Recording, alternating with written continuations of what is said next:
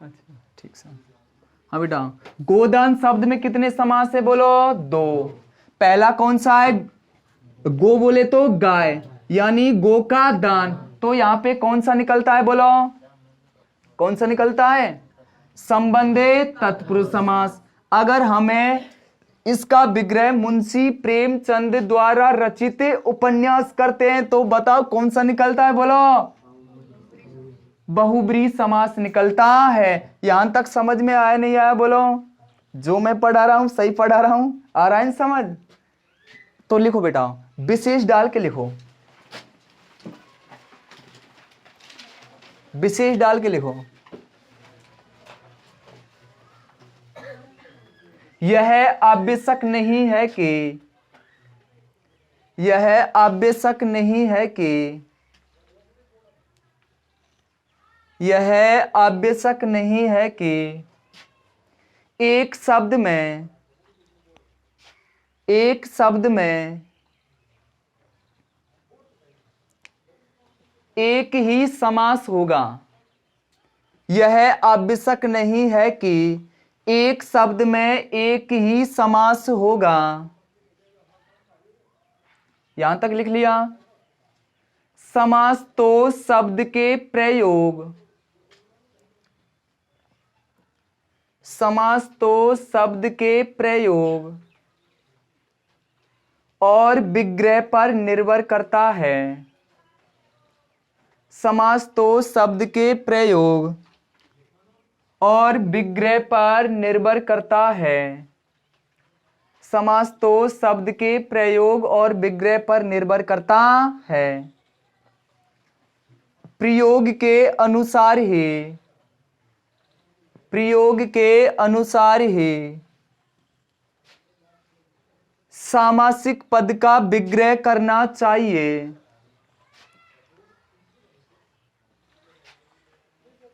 प्रयोग के अनुसार ही सामासिक पद का विग्रह करना चाहिए।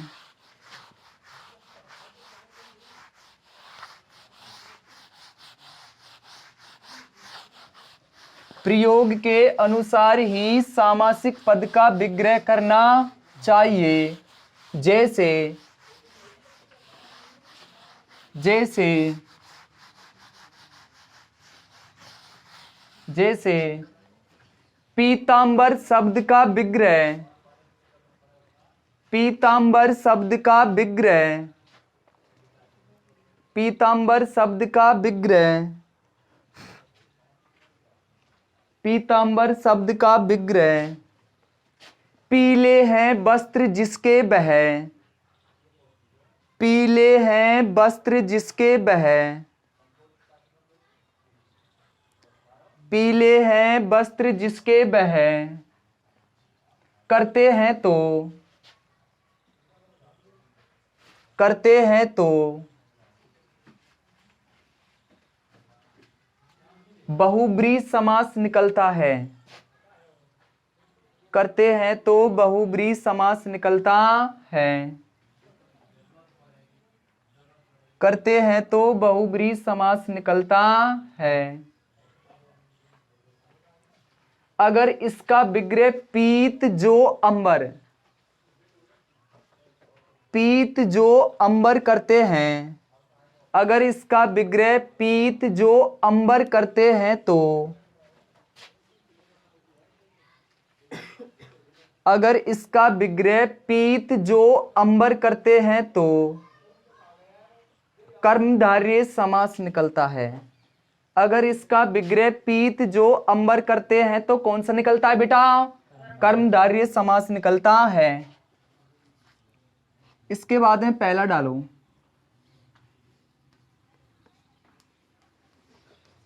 तत्पुरुष समास। तत्पुरुष समास किसे कहते हैं?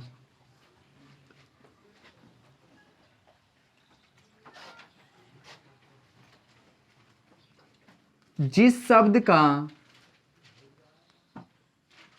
जिस शब्द का, जिस शब्द का विग्रह, विग्रह करते समय, विग्रह करते समय पहला पद, पहला पद संज्ञा या विशेषण। पहला पद संज्ञा या विशेषण तथा दूसरा पद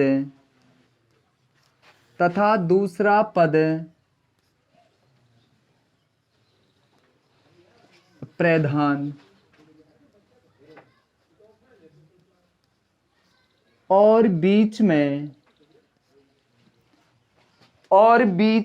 कारक विभक्तियों का प्रयोग होता हो, और बीच में कारक विभक्तियों का प्रयोग होता हो, और बीच में कारक विभक्तियों का प्रयोग होता हो, तो वहां तत्पुरुष समास होता है। तो वहां तत्पुरुष समास होता है।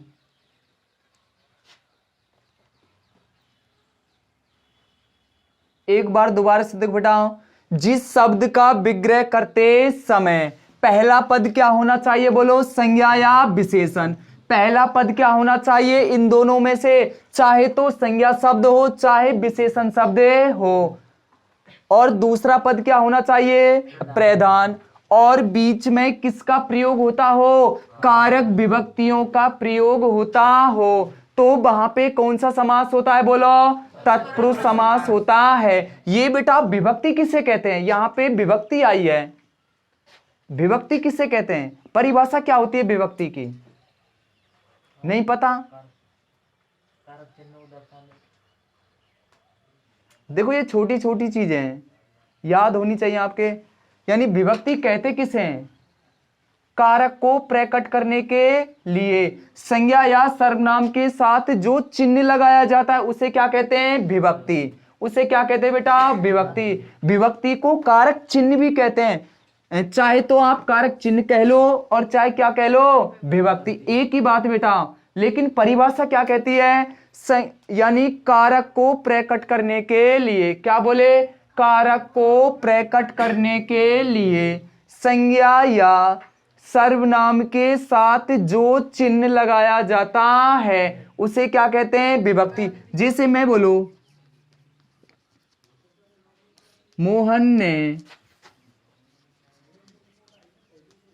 पुस्तक पढ़ी, मोहन ने पुस्तक पढ़ी। मोहन क्या है बेटा, संज्ञा है या विशेषण है या सर्वनाम, बोलो, संज्ञा शब्द है, और संज्ञा को प्रकट करने के लिए क्या आ रहा है, ने क्या आ रहा है बेटा, कारक चिन्ह आ रहा है। ने क्या है, कर्ता कारक का चिन्ह क्या होता है, ने, क्या होता है बेटा, ने। तो मोहन संज्ञा के साथ क्या आ रहा है, ने कारक चिन्ह आ रहा है, तो यानी ने को क्या कहेंगे बोलो, विभक्ति। क्या कहेंगे इसे, विभक्ति। एक बार दोबारा से देखो, कारक को प्रकट करने के लिए यानी कारक को बताने के लिए, दर्शाने के लिए संज्ञा या सर्वनाम के साथ जो चिन्ह लगाया जाता है उसे क्या कहते हैं, विभक्ति। तो मोहन संज्ञा को दर्शाने के लिए यानी किसका प्रयोग हो रहा है, ने का प्रयोग हो रहा है, तो बताओ बेटा ने क्या कहलाएगी, विभक्ति। क्या कहलाएगी, विभक्ति। समझ में आया नहीं आया बोलो, आ गया समझ में।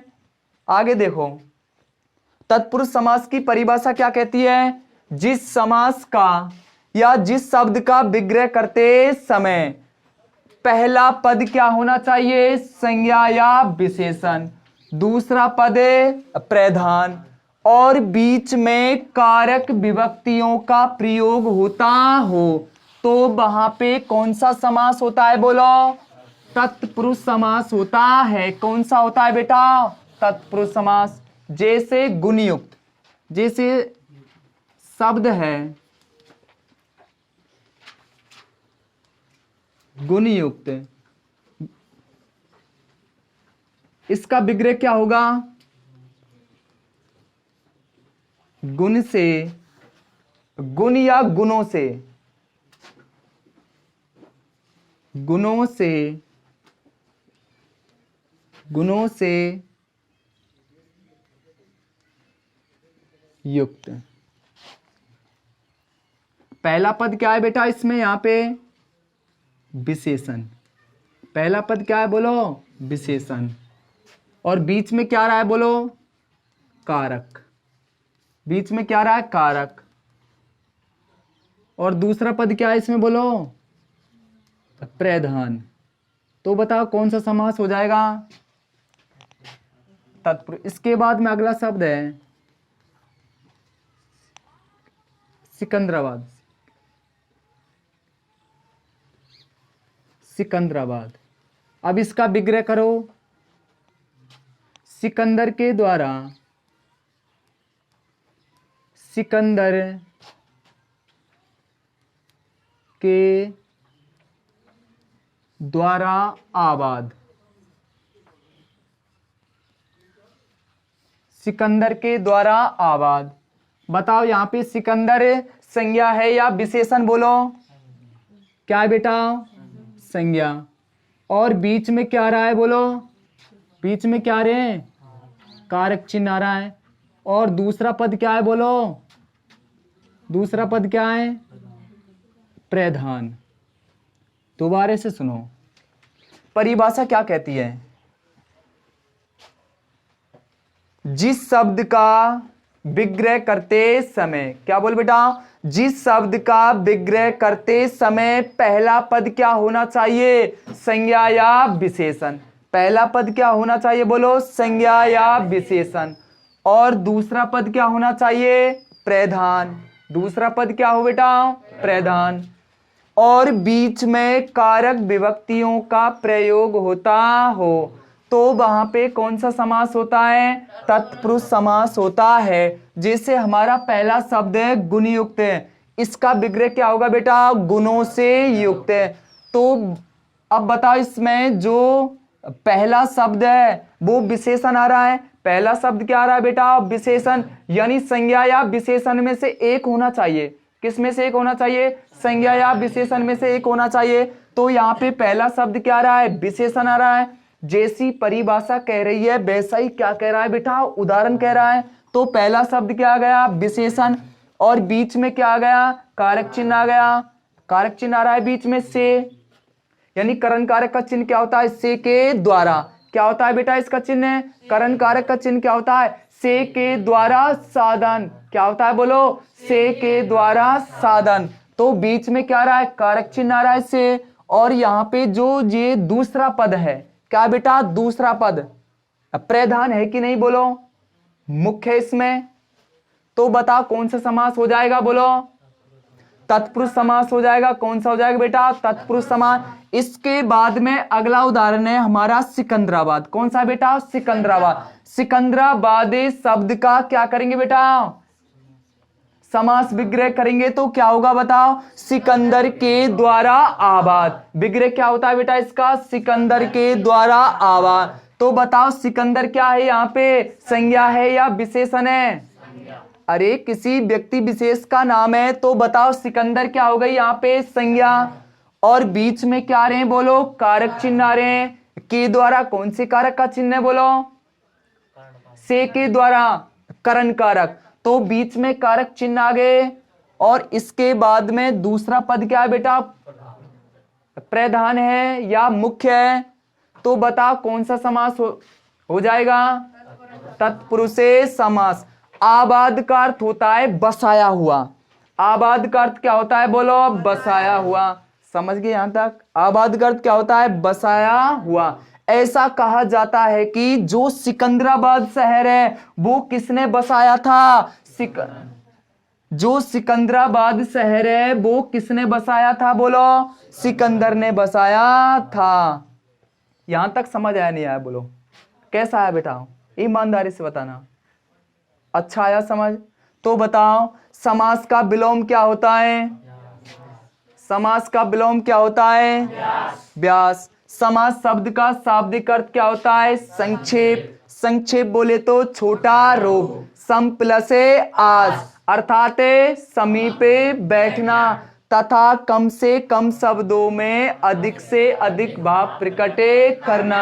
परिभाषा क्या कहती है बेटा इसकी? दो या दो से अधिक पदों के बीच आए हुए कारक चिन्ह या अव्यय पदों का लोप करके पदों को संक्षिप्त बोले तो छोटा करने की प्रक्रिया को समास कहते हैं।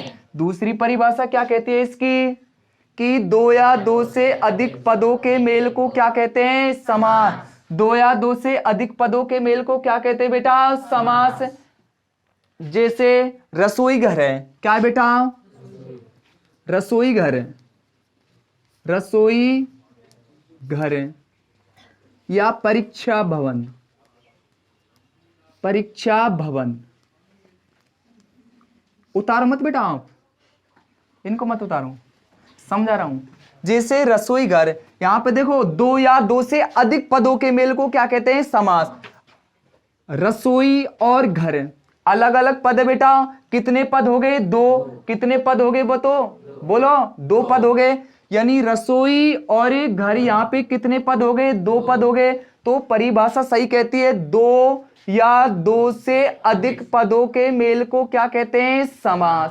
क्या कहते हैं बेटा? समास। तो देखो यहाँ पे रसोई एक पद हो गया और घर क्या हो गया? दूसरा पद हो गया। तो दो या दो से अधिक पदों के मेल को क्या कहेंगे? समास। अब इसका विग्रह क्या होगा? रसोई के लिए घर। क्या होता है बेटा? रसोई घर का विग्रह रसोई के लिए घर। समझ में आया नहीं आया बोलो? जैसे परीक्षा भवन, अगला कौन सा उदाहरण? परीक्षा भवन। यहाँ पे परीक्षा और भवन दो पद हो गए। कितने पद हो गए बेटा? दो पद। तो इन दो पदों के मेल को क्या कहेंगे? समास। क्या कहेंगे बेटा? समास। तो इसका विग्रह क्या होता है? परीक्षा भवन का, परीक्षा के लिए भवन। परीक्षा का अर्थ क्या होता है? यहां पे परीक्षा शब्द है बेटा। परीक्षा का अर्थ क्या होता है?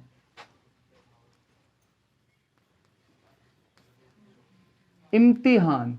क्या होता है बेटा परीक्षा का अर्थ? इम्तिहान या जांच। क्या होता है परीक्षा का अर्थ? है इम्तिहान या जांच।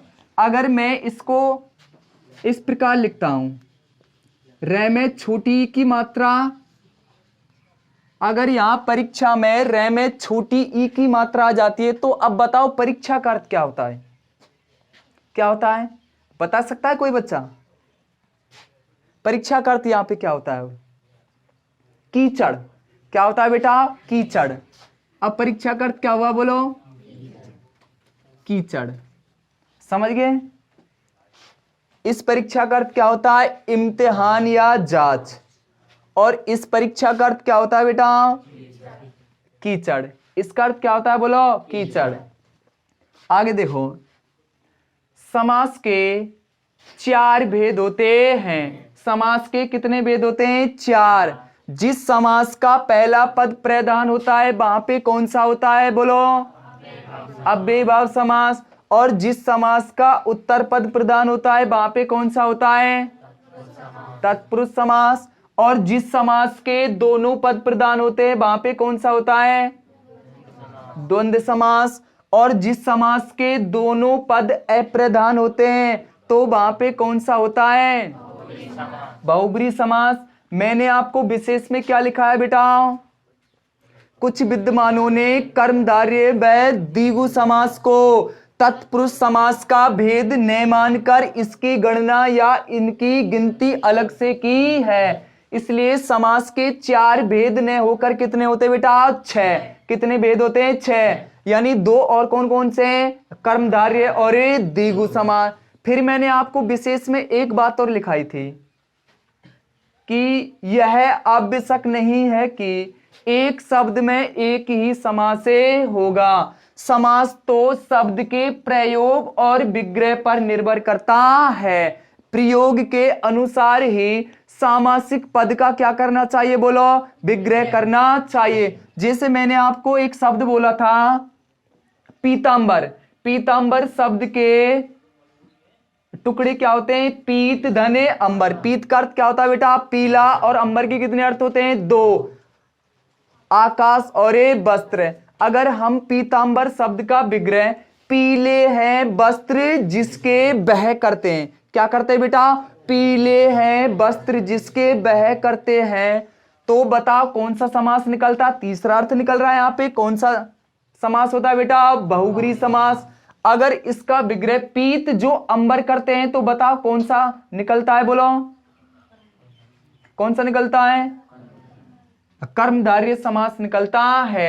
मैंने एक शब्द बोला था गोदान, क्या बोला था बेटा? गोदान।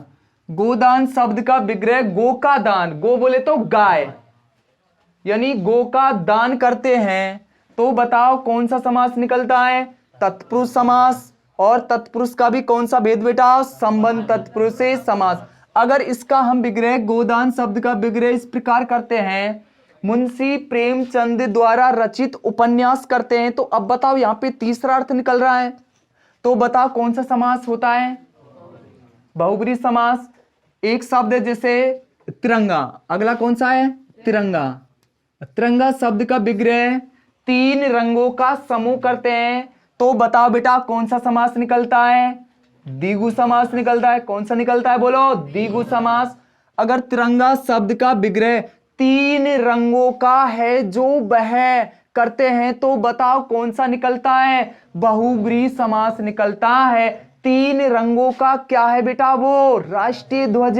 क्या है वो? राष्ट्रीय ध्वज। अब यहाँ पे तीसरा अर्थ दे रहा है, तो बताओ कौन सा समास हो जाएगा? बहुब्रीहि समास हो जाएगा। कौन सा हो जाएगा बेटा? बहुब्रीहि समास हो जाएगा।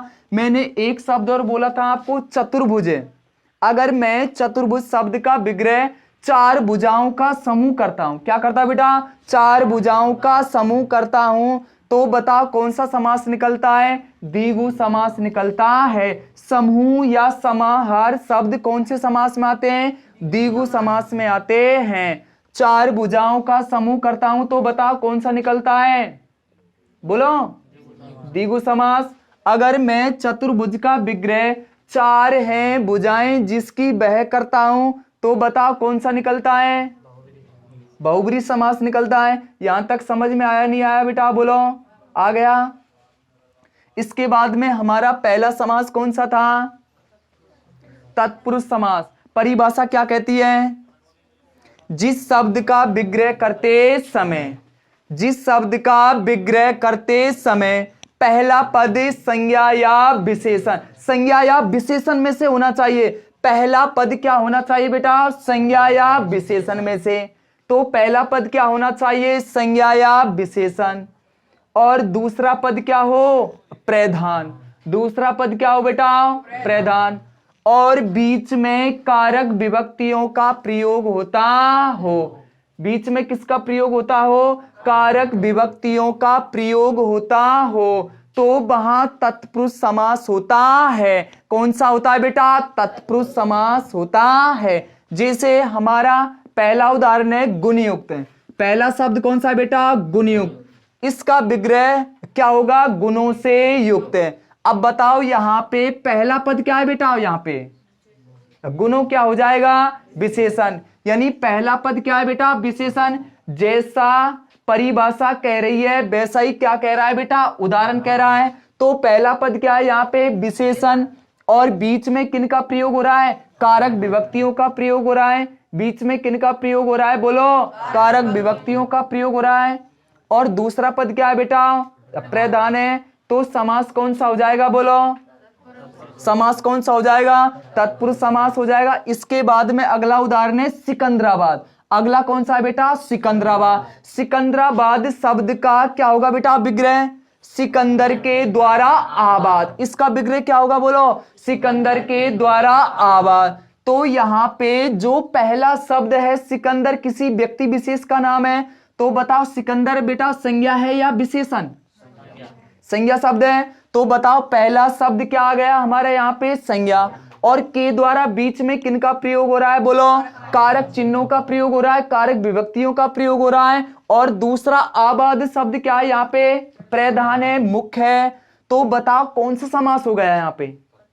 तत्पुरुष समास हो गया। आबाद का अर्थ होता है बेटा बसाया हुआ। ऐसा कहा जाता है कि जो सिकंदराबाद शहर है वो किसने बसाया? बोलो सिकंदर ने। तो बताओ जैसी हमारी परिभाषा कह रही है वैसा ही आपके गुरुजी कह रहे हैं या आपका उदाहरण कह रहा है? समझ में कैसा आ रहा है? बोलो आ रहा है बेटा?